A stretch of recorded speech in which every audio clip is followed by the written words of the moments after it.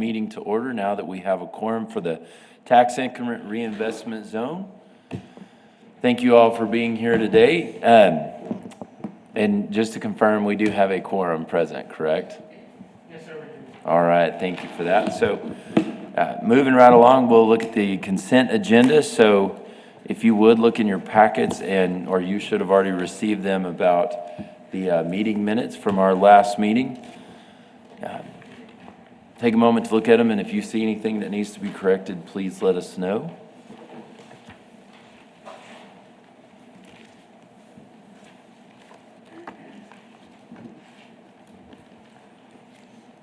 And if they look good, we'll entertain a motion to accept the minutes as they are. All right, do we have a second? Second. Okay. All in favor? Aye, there we go. And now, at this time, if anyone from the audience would like to make public comment on issues or concerns that are not on the regular agenda, I think you two know how it goes, but we ask that you speak from the podium, address the comments to the dais, and please give us your name and address or single-member district number, and then you have a grand total of 3 minutes to make any remarks. So do we have any public comments today? Yes, I have two public comments today. The first one will be Evelyn Smith. Okay.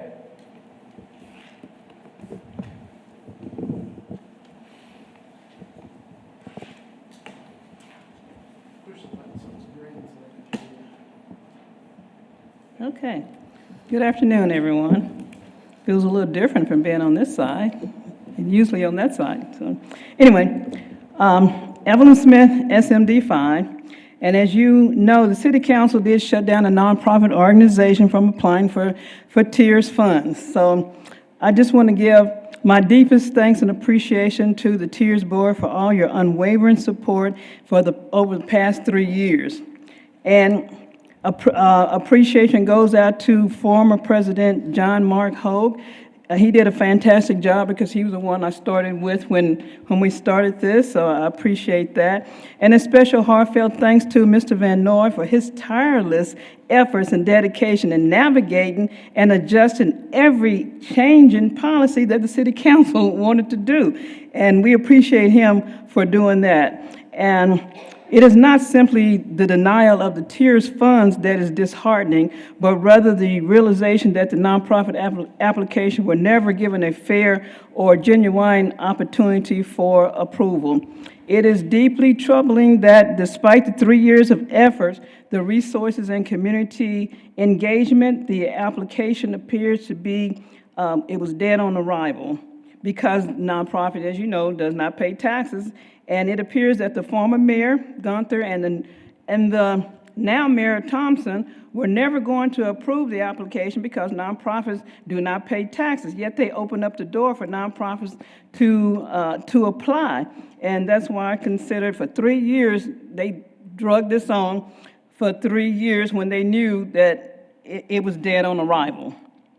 So this has resulted in a significant and unfortunate waste of time, energy, taxpayers' dollars, resources that could have been directed toward other efforts that if they had been more transparent and honest about the communication from the beginning.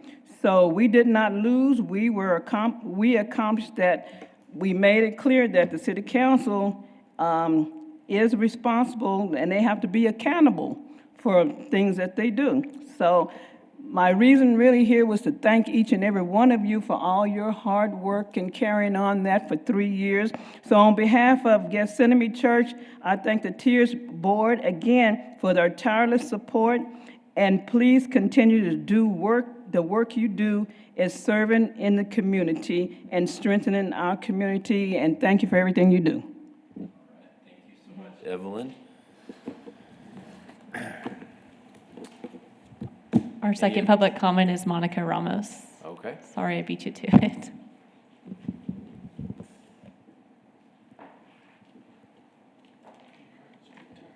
Good afternoon, Monica Ramos, downtown San Angelo. I understand that there was recently a DHRC deadline of July 18th. So assuming those applicants that had applied, that are getting ready to apply for TIRZ, I don't know how many there are, but assuming there might be a few in the South, But personally, with downtown San Angelo, I have visited with 3 property owners in the south who, one is ready to go. He's already gone through DHRC. He's ready to apply for TIRZ once that window opens up. And then I have 2 others that are in progress and getting ready to go through the DHRC steps. So we would hopefully see their projects go through DHRC and be ready by September. So I'm proposing that the TIRZ Board consider opening up a window in the fall. I understand that's also when the funds generally get replenished, is around October, November timeframe, but there are a few funds that are in there currently. So please consider opening up a window for those applicants who are ready to move forward. They've expressed that they have their projects in hand and ready to go, but that's the main question that's lingering is, when can we apply? We want to do this, we want to apply. So please take that into consideration. All right, thank you for your comments. So with that, our public comments are concluded and we move into the regular agenda. So, Mr. Vanoy, are you ready for the financial report for us? Yes, sir. Thank you, Chairman. Aaron Vanoy, Director of Planning and Development Services. Do you know if this is on? Let's see.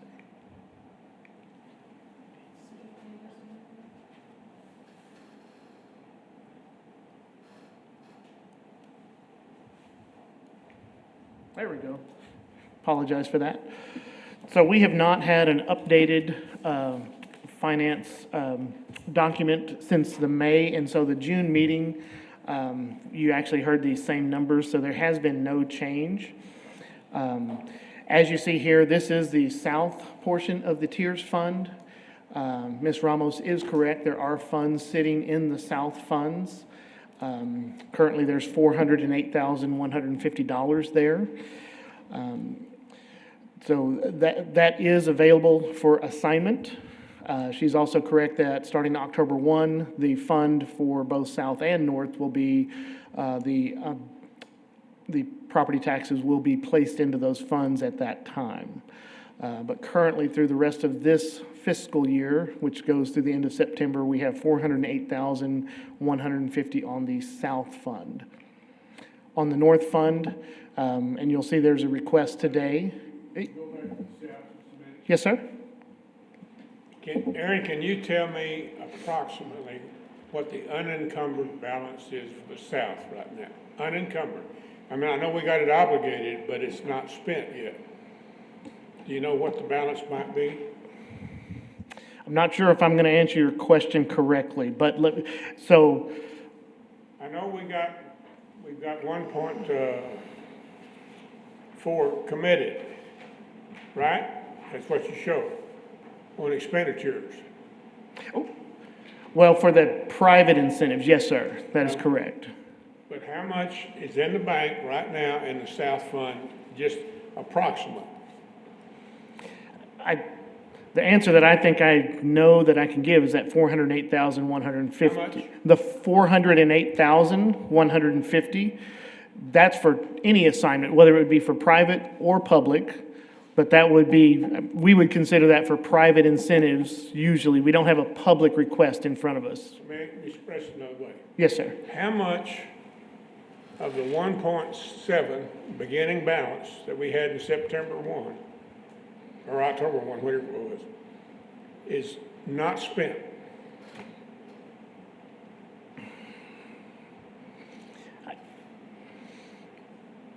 Would you guess? Well, I would lean back on this and say, I know we got 2.4 committed down there, but it's not spent. We show expenditures down in private incentive, 1.4, almost 1.5 million. yes, sir. And another $1 million for charity, but that's not all spent yet. That's spent as projects progress. The $1,081,000 for the Chadron Street, those are actual receipts that have come in for this fiscal year. I agree, the 1.493, those are committed, not spent. So there could be dollars that come back out and get placed back into the available to be assigned. I'm just not making myself clear, and it's my fault. I'm trying to figure out, in my mind, because I think your interest rate is too low. Okay, If I'm guessing, and that's all it is a swag, that we got close to $1 million sitting there in the bank. And it's a rollover CD. And if we're making at least 4%, you're gonna get $50,000 or $60,000 a year interest instead of $19,000. You see my point? and I do see your point. I don't have that level of detail or knowledge about it. I can certainly request that information to find I out. sure would I'd like to know, if y'all could get it, how our CDs are, how they're designed. Are they 30-day rollovers, or are they 6 months, or 90 days, whatever? I'd like to know what the rate is. What I'm saying is, I think we have more than $408,000 available to spend. Okay, Okay? all right. I understand your You see question what now. I'm talking about? Yes, sir. Okay. I do understand your question. Okay. I think my answer is, I'm not confident to give you a good answer yet. Okay. Okay, excuse me, go ahead. Okay. So again, in the north, same as from June, you can see that what we would consider available for assignment that we get from our finance department is the 2.526. So continue to grow, and of course, as Mr. Brown has pointed out, obviously, there's a difference in the interest income, much more significant in the north, which, as I think I don't want to say he's implying, but I think he's stating that there's dollars sitting in the bank that are drawing more interest, and are those equitable for the two different funds? And so we'd be happy to investigate that for you and bring you a report back. Yeah, I think the same thing is true here. I think your interest rate is low. I mean, your interest income figure is a low figure. Okay, And they may be doing that purpose. Because if you'll notice, our balance available for assignment is growing every year yes, sir. by about $60,000 to $70,000 more. Stephen, can you speak into the mic? Huh? Can you speak into your microphone, please? I'm sorry. Thank you. Yeah. Now, can you hear me? I'm sorry. Our balance every year in the north is growing. Yes, sir. And our balance in the south is growing. And it's not realistic, I don't think. Okay. Okay? So, as you heard from Ms. Ramos, if there is an opportunity on our agenda to add an item to the next agenda in August, that would be an agenda item that would potentially open the south to receive applications for those TIRZ funds. We would have to do that at the next meeting. We do plan on having a meeting in August, because we do feel like there will be some more updates with not just the financial report.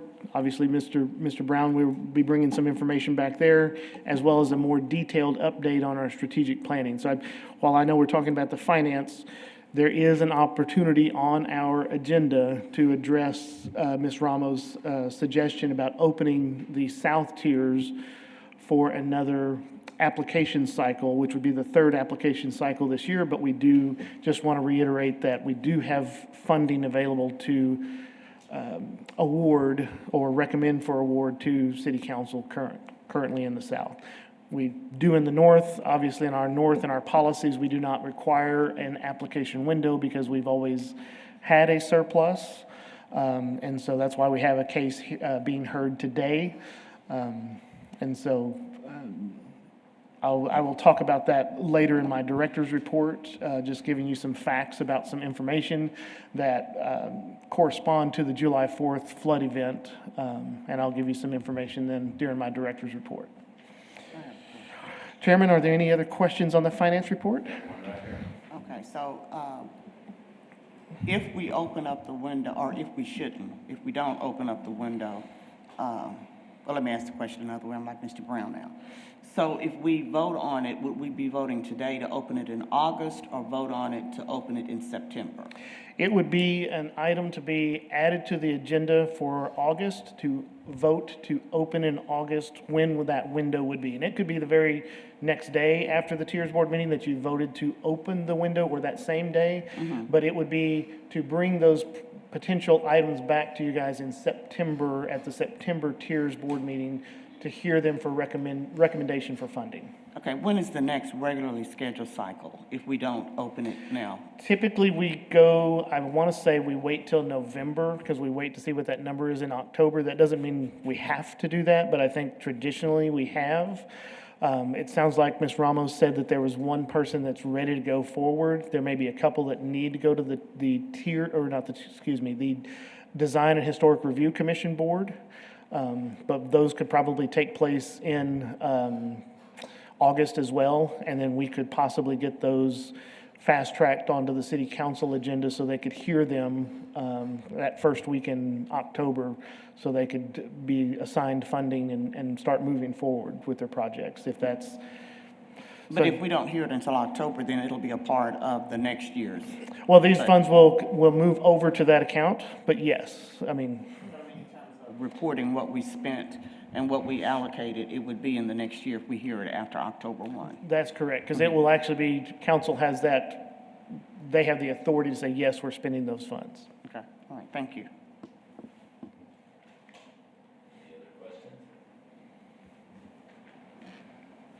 I think that's good. So we are ready for consideration and possible action of the North Tiers project. Hannah, would you like to come tell us about that, please, ma'am? I sure will. Hannah Morrell, Development Services. I bring one case to you guys today, and it is in the north, like we've discussed. It's 216 West 5th. If you can see, there's the McDonald's over here, so it's kind of tucked over here in the corner. All right, they're asking for $75,000. Their proposed project cost is going to be around $88,925, and their match will be $13,925. The proposed summary is going to be grade and striping a new parking area. This is for them to come into compliance with parking requirements on our side. It's actually, they want to function as a gym, so basically all they're going to do is they are just going to be paving the parking and striping it, making it more accessible. And I believe this is that McDonald's parking lot, right? Correct. The ownership of the actual gravel pad is by the McDonald's parking lot, and they have a shared parking agreement, and they will actually be doing some ADA accessibility for their property to get to their project. You can see they've got... Who's the owner of the property? The owner of the property is Mr. Heston King. Yes. Who? Mr. Heston King.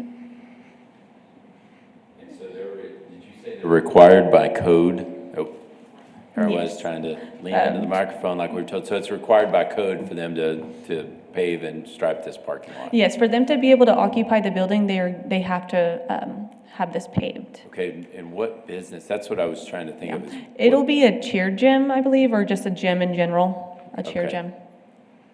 Yes, and if this full funding is recommended, it'll still leave us with $2,451,890. I have a question. Yes. So you said there's a shared parking arrangement between McDonald's and this, Yes, the ma'am. owner or the company that's going to put in the gym? The owner is the owner of the company. The owner of this building is the owner of the company. They have another cheer gym in Odessa, so it's the same person. Did I answer your question? Yeah, I guess my mind is moving faster than what I'm asking. So, there's already a parking disaster at that location. So I'm just trying to understand, if he opens up this gym, how much more traffic can we anticipate at this one location right there off the loop? I'm envisioning that it's going to be a nightmare Well, we did look at this through the planning commission. They did request a conditional use to use that building, and during that time, that was the discussion points of traffic and things like that, because this is an area that can have some higher traffic, particularly with Houston Hart Access Road and MLK there just to the west. And then also you see the Texas Pacifico Railroad. And so through the conditional use and the site plan that was developed, the logical place to actually utilize the parking is there.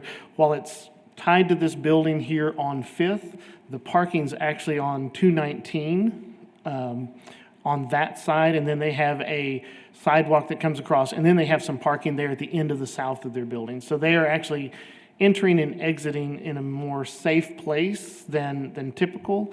We know that they will be a traffic generator compared to what's been there now, but we do believe that we've done everything that we can to mitigate the safety concerns, as long as parents and those that are dropping children off and are being watchful and cognizant of their surroundings. I think it's a good opportunity.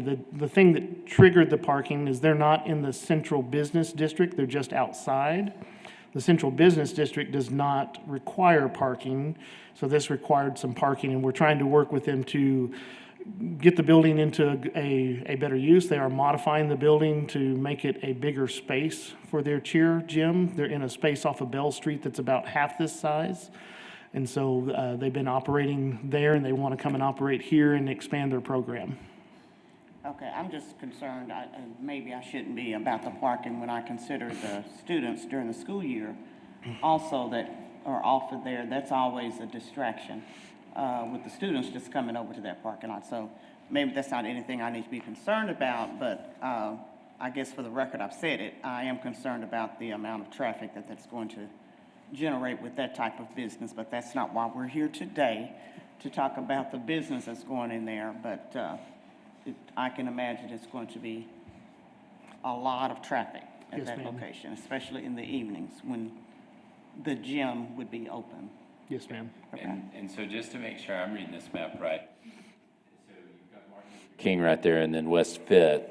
The shared, they still have, so are they paving the corner right there at Martin Luther King and Sixth on this side of McDonald's? Where that little body shop is on the corner? Okay, so they're paving right there. Okay, but it's still shared parking with McDonald's. Correct. They're the body shop that's on that corner on the west side of MLK. That's a private business. They're not in part of that. Just across to the east side where it says, I think that says 514, and then you see the 219 on 6th Street. Yes, sir. They are paving most of that. They're adding 12 parking spaces there, and they're doing parallel parking in a driveway over here Okay. on the West Fifth portion. So they're coming across the alley. They will have a paved walkway across the alley. And they will have paving on their part of their property. That's where the shared agreement will be between the two. And they will actually have drive access off of MLK and 314. And then also over here off of West Fifth will be drive access. And they do have their ADA spaces in front of the building by the front door. So it'd bring them up to compliance, and customers wouldn't have to walk through the mud, right? Correct. Yeah. So if you see that middle picture at the top, that where you can just see the end of the Connex box, Yes, sir. that's where the actual paving on the McDonald's side will be. Then they'll have a connection to their side, and they will be paving over to their side. That other piece over there is actually owned by the state, so they can't really touch it. Okay. Are the little rock retaining wall that goes around the corner, are they gonna leave that? Do you know that? They're not actually touching any of that. The retaining wall on where the loading dock and area is. Well, it's just, I Yeah. think it's gonna clean that up, make it look pretty nice. I think Pave the that is their top plan. side. They are going to clean it up and make it a little nicer. They are putting in some safety fencing over there because there really wasn't a safety fence for kids that were up on top, and so yes, they are Yeah, doing those that- things. That retaining wall out of that rock's gotta be historic from somewhere. I don't know what was there before, but most rock is historic, I understand Yes, that. sir. But it was laid up there, not be historic. Okay, thanks. Yes, sir. Any other comments or questions? Well, what is the board's pleasure on this? Second. All right, all in favor, say aye. Aye. And with that, it passes. So Could you we'll- ask for public comment, although we don't have any Oh. public comment, but I think we should Okay. ask the question. Do we have any public comment on this? Okay. Do we need to revote, or are we good? We got to make sure you talk at some point That's right. in these meetings, Kathleen. Yes, you can revote if you'd like. I don't really see a need to do that, do y'all? Unless it's just procedural. Okay, well, good. So that's approved, and then moving forward, we are ready for the director's report. Thank you so much, Hannah. Yes, thank you, Chairman.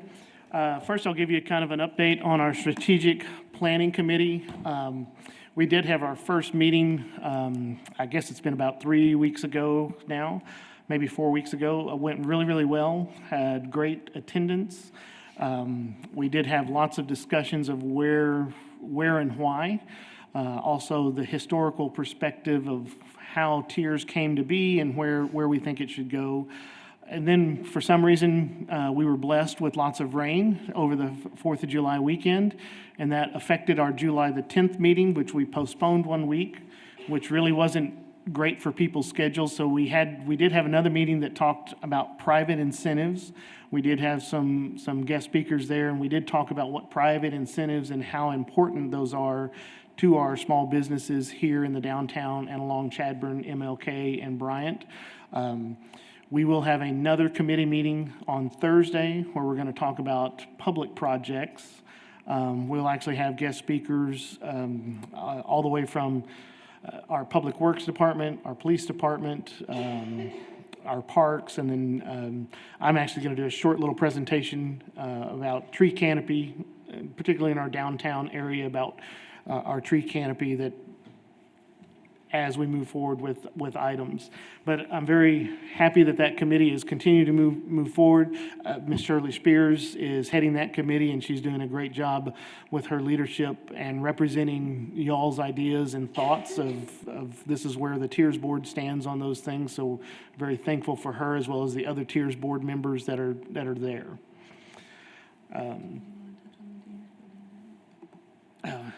No, I forgot about that. The other item I will talk about, again, this could be an item, if you have the direction to add on to an agenda item for next month. There had been some discussion with myself and some others about the July 4th floods, and particularly our commercial properties that are within the TIRZ district that may have been affected.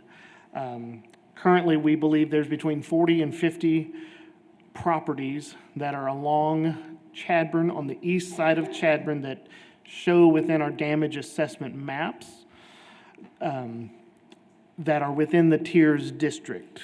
And that's all the way from about 30th coming down to below 20, actually all the way down to 19th and just a little bit below 19th, that are showing affected.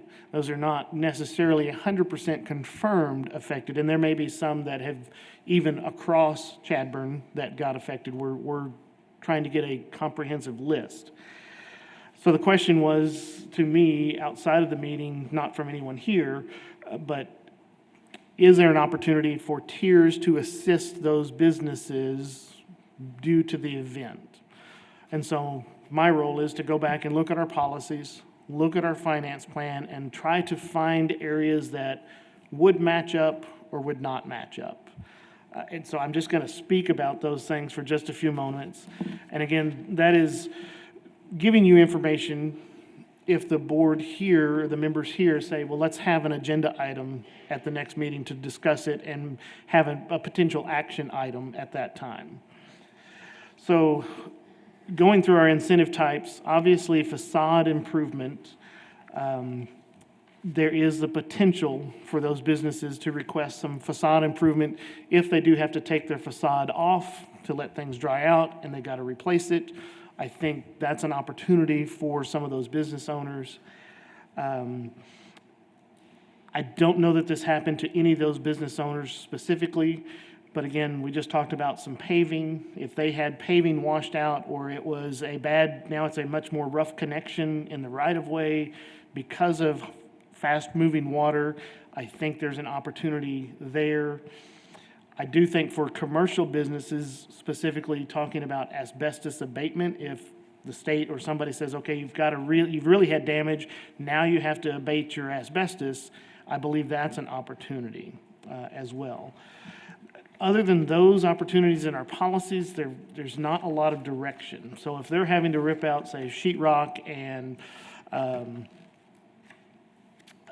insulation, having to remove, cabinets or merchandise or things, I don't know that there's a whole lot there that the TIRZ fund could potentially help with.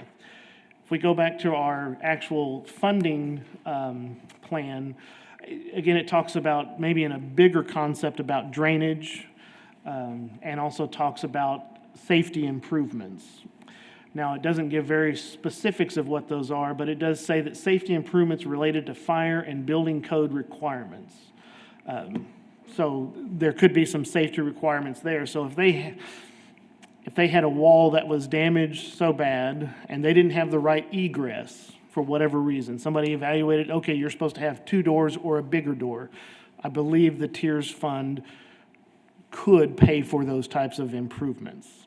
So I give you that information, not to say that we as a TIRZ board or as the TIRZ board should make a recommendation to make a fund for July the 4th, victims that were in the commercial area, because we would only be able to support commercial type activities, I believe, based on our policies and our finance plan. But I just wanted to give you the information because it was asked to me, and to make sure that the board knew that there might be some mechanisms here.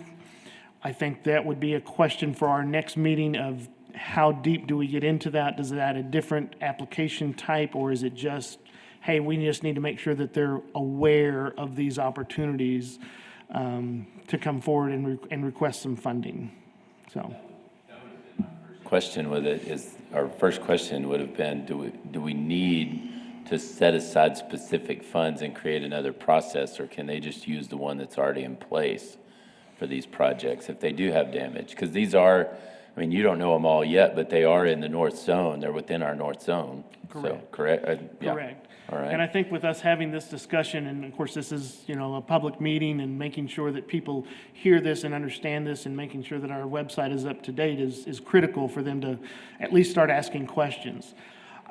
My preference would be that we have an established process. Can we fast track them in some ways? If they're really hurting today, is there a way to fast track them somehow? I don't know what that means, but I think that's important. I think we need to set a limit, and I think we need to open it up, and you need to bring us some criteria.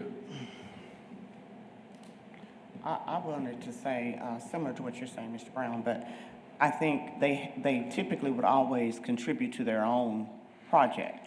And so I think we do need certain criteria if we're going to make an exception for this, where perhaps they're not having to contribute the same percentage that they typically would if we're doing this just for that purpose. And then my second comment is, I know that things are still moving, and they're moving fairly rapidly, but we would need to know before we actually consider this, how many of those businesses, depending on the criteria, would even be interested, and how many businesses there are, how many, that really were impacted. Some of them may have even been vacant, whereas some of them are, being used. So I think those are important things for us to consider. And I do think, just right off the top of my head, that we do need to put a specific criteria, because this was an unusual situation that happened. So, 500 years, yeah. Yes, So I think that we need to. My daddy's name's my name's Stephen, okay? Okay. All right. So Brown was talking about, okay, yeah, so I think that we do need to maybe include this in our August agenda, and I would hope that we would do something unique to help those that were impacted. And there may have been a few on the south. I don't know that it was too much, because other than the river, downtown, it probably wasn't anything, but I think we do need some unique criteria. I mean, I can't speak for the board, but I don't think anybody would be against anything you just said, or you, Stephen. I don't think anybody would be against, anybody on the board would be against anything you just suggested. Yeah. That's good. I made sure to say Stephen and not Put it on Mr. the Brown. agenda next time, okay? I was gonna say, I mean, Yeah, let's be ready to take some action next time if you've got something we need to do in a hurry, okay? So follow up, how would you, without it being considered an official meeting, how could you communicate that the number of businesses impacted prior to the August meeting so we could kind of think about that? Well, when we create the agenda, and we can create the agenda early, we can put that factual information with that agenda item in the background so that you have that to review. We can put in some maps, we can put in what we believe is the affected properties. And we can work also with Monica Ramos with Downtown San Angelo and some others that are in the area to say, how can we get some information out to those property owners around that area? And we probably could also do a quick mailing, because if we're talking 40 to 50 property owners, we can mail the property owners, but also walk into the business owner. I mean, could be a leased space and not just the property owner, Sure. but how to hit both of those. But I think those are opportunities for us to get that information out, and as well as get you background information. Okay. so we can add that to the agenda, and then also, do we want to go ahead and add to the agenda about adding or opening a window in the fall? Okay. For the south, yes, ma'am. Was there anything else in your report? No, sir. Okay, do we have any other possible future agenda items we need to discuss? I feel like we covered it right there with the TIRZ and the open window. Oh, you're turning your microphone on, okay. You want me to open it up? No, I thought you might have something else you wanted on there to add, so. Well, I'll make a quick comment. He mentioned the necessity to move forward as quickly as possible. Yes, sir. If you get that stuff together, I would not be opposed for you calling a meeting to do that, if you get all that together, if that hurries it up, is all I'm saying. yeah, that's an excellent idea, because people do need those funds. I mean, we want them back in business and, yeah, generating revenue and all that as quickly as possible, so, Give me just a moment, I'm gonna look at a calendar. okay.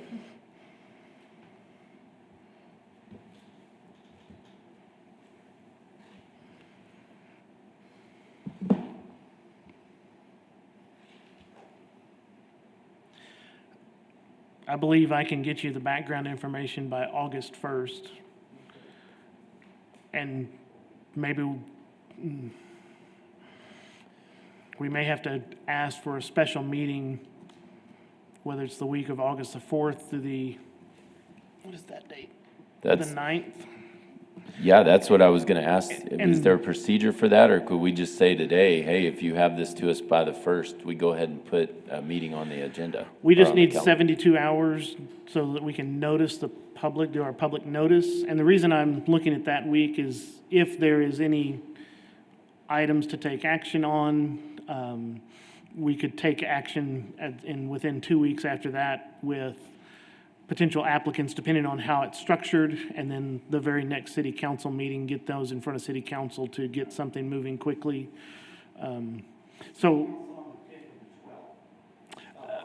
It will be on the 5th and the 19th, are city council's current scheduled meetings. Okay. So if you had it to us by the 1st, the 72-hour rule, we wouldn't be able to Couldn't meet on the make 4th. 5th. Yeah. Couldn't make the 5th.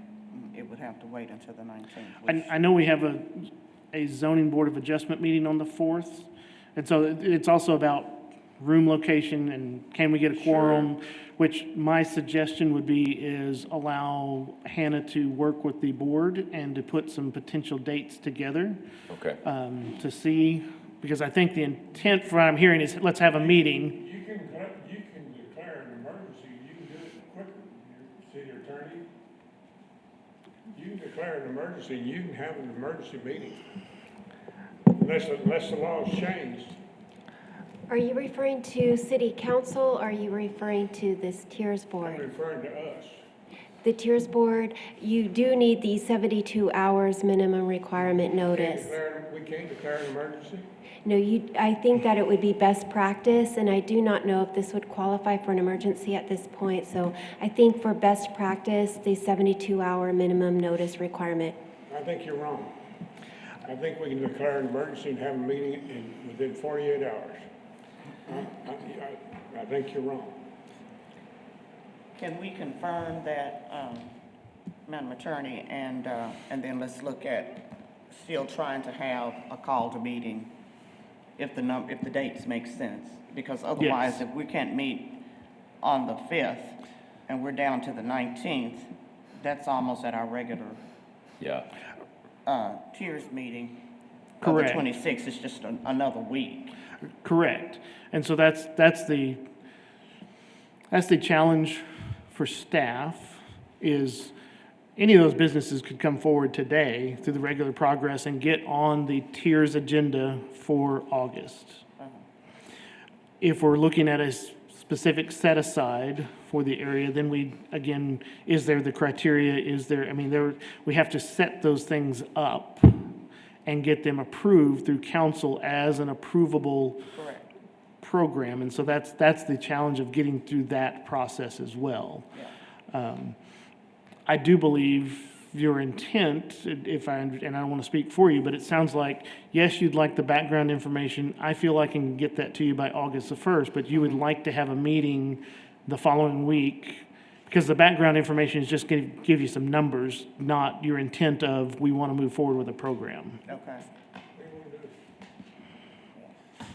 I wish we could declare an emergency and have it You in sure we play. can't declare an emergency? So what I'm asking is, The law says any public entity, does it not? Can I think that we any would, constituted public subdivision of the city of San Angelo or the county can declare an emergency and have a meeting within 48 hours. Am I wrong? I think that we would have to revisit the definition of an emergency, and at this point, unfortunately, I just don't have that information to give you. And I think best practice, when you're looking at a difference between 48 hours notice and 72 hours notice, that the expectation would be to have the public have notice. Yeah. Aaron, do you think, I know you've got staff and we're not the only board or entity that you deal with, but if you had that information to us earlier than the 1st and we were able to say, okay, let's have a board meeting, then we could do it. Because perfect world scenario or best world scenario here would be that we were able to take action before city council or meet before city council on the 5th, so that businesses would be, we'd be primed for to help those businesses if needed, and then city council could have something in place. So here's the challenge. Yes, I do realize it's next Friday. That's what I was saying. I'm not trying to put pressure on you. But I'll just use the term theoretically. You've got a deadline of the 1st, but let's say you get it to us by the 30th, then we've got the 72 hours to have a meeting Monday. So our city council agenda is set by 8:30 of the 28th of July. Okay. And so I would have to doesn't mean I couldn't get an item on the agenda, but I don't know that that's really putting pressure on that. Sure. Getting you the data by even the 30th, I believe that's possible. But I also am not sure that the data is critical for you making the decision if you want to meet the week of the 4th through the 9th. Okay. The data is going to help you make the decision of how you want to set the program up. okay, did I understand you to say the next city council meeting is on the 28th, not the 29th? City council, the next one is August 5th. And 5th then and the August 19th. 19th is the Okay. second city council meeting of August. They also have scheduled budget hearings both of those days after the regular city council meeting, so. Okay. All right, just the best. Yeah. I was gonna say, any comments? I'm sorry, I didn't mean to open up a can of worms. No, About it. we're here to help people, and that's what we're trying to do. But also, we need to work within some of the established procedures and best practices to kind of, that way I can straddle that line right there. So I think for now, especially hearing, the agenda's set on the 28th, maybe if there's some kind of emergency and you have the information, or we can call an emergency, then there's a potential to get it on the agenda for the 5th. But as for now, the timeline we're working off of with the procedures, so that there isn't room, I don't even want to use the term, so for mistakes to be made, that bite us later, we work that plan of action. Just, hey, we're going to try to meet the week of the 4th. You'll have the information to us by the 1st. We meet the week of the 4th through the 8th, and then have something to go before city council on the 19th. Does that all make sense? 'Cause- Okay. Yeah, because I believe city council would have to approve the policy statements of this is how we want to do it. Then, Okay. obviously, that information, I do still believe, and hopefully citizens and business owners are still listening, that if you're in the TIRZ district and it's a commercial property, there is an opportunity to apply for funds today, to still come to the city, to talk to the TIRZ representatives in development services, and there's a possibility that they could bring something forward just through the regular process. Yeah, While we okay. understand that the board's desire is to create a process because of this major event and it affected so many, maybe there's a way to do that differently. But just want to make sure that those property owners and those citizens know that own those businesses, they could come forward today through the regular process as it Okay. stands. Yeah, and I think that's just as important, Aaron, is that they know they can, because maybe they've never even thought about it. And I would ask that Monica make sure that that's communicated through the other channels that we're using. But I think it's as important for them to know that they can come through regular process. Now, if before it's approved, we've made some other decisions, I'm sure we can go back and deal with that. But I think it's important that the owners know, the business owners know that they can come through normal process, because they're just not even thinking about that, I'm sure. Yeah. If we have that meeting, you need to make sure you call all of us and make sure we get a quorum. Because it'd be disastrous if we show up before folks.